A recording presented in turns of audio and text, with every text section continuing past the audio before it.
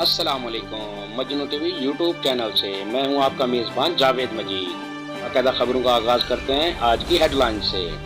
وزیر اعظم آفس میں ایک تقریب ہوئی جس میں وزیر اعظم عمران خان نے 10 وفاقی وزراء کو ان کی بہترین کارکردگی کی بنیاد پر تعریفی اسناد سے نوازا۔ شیخ رشید وزیر داخلہ شیخ رشید نے اپوزیشن کو تنقید کا نشانہ بناتے ہوئے کہا ہے کہ یہ لانگ مارچ کرنے نہیں بلکہ اسٹیبلشمنٹ کے دروازوں سے خیرات مانگنے آ رہے ہیں۔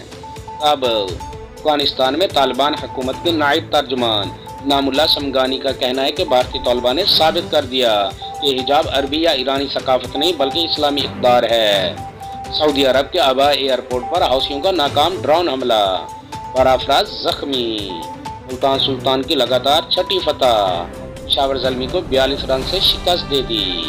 ناظرین، اگر یہ ویڈیو آپ لوگ کو اچھی لگے تو انہیں لائک کرنا، شیئر کرنا اور اچھے کمنٹس کرنا تاکہ نیکسٹ ٹائم میں آپ لوگ کے لیے ایسی اچھی ویڈیو بنا سکوں۔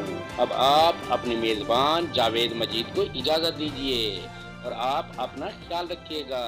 اللہ حافظ۔ السلام علیکم ورحمۃ اللہ۔